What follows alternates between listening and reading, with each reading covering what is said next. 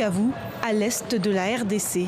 Ici aussi, à plus de 11 500 km de Washington, la présidentielle américaine passionne. Ce matin, cette télévision locale consacre une édition spéciale au face-à-face Trump-Biden. L'actualité de par le monde reste dominée par les élections aux États-Unis.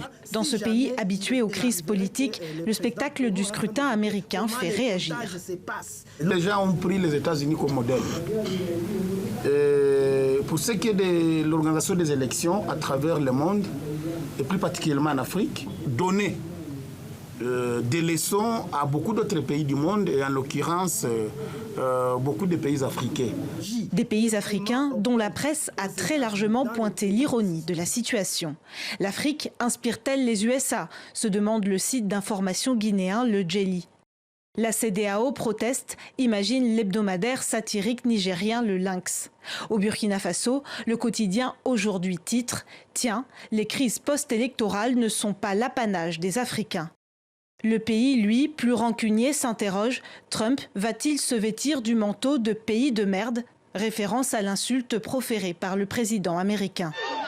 Sur les réseaux sociaux, les internautes usent d'humour face à des comportements qu'ils ne connaissent que trop bien. Il faut que l'Afrique envoie des observateurs internationaux pour le bon déroulement du processus démocratique aux États-Unis. Si tu additionnes le temps qu'il faut pour avoir les résultats en Côte d'Ivoire, en Guinée et en Guinée-Bissau, tu obtiens le délai du résultat du vote aux US. Plus préoccupant, l'ONG International Crisis Group publie pour la première fois un rapport sur les risques de violence post-électorale dans la plus grande démocratie du monde. Pour Moussa Tchangari, militant nigérien pour les droits humains, loin d'être propre à l'Afrique, la crise démocratique est globale.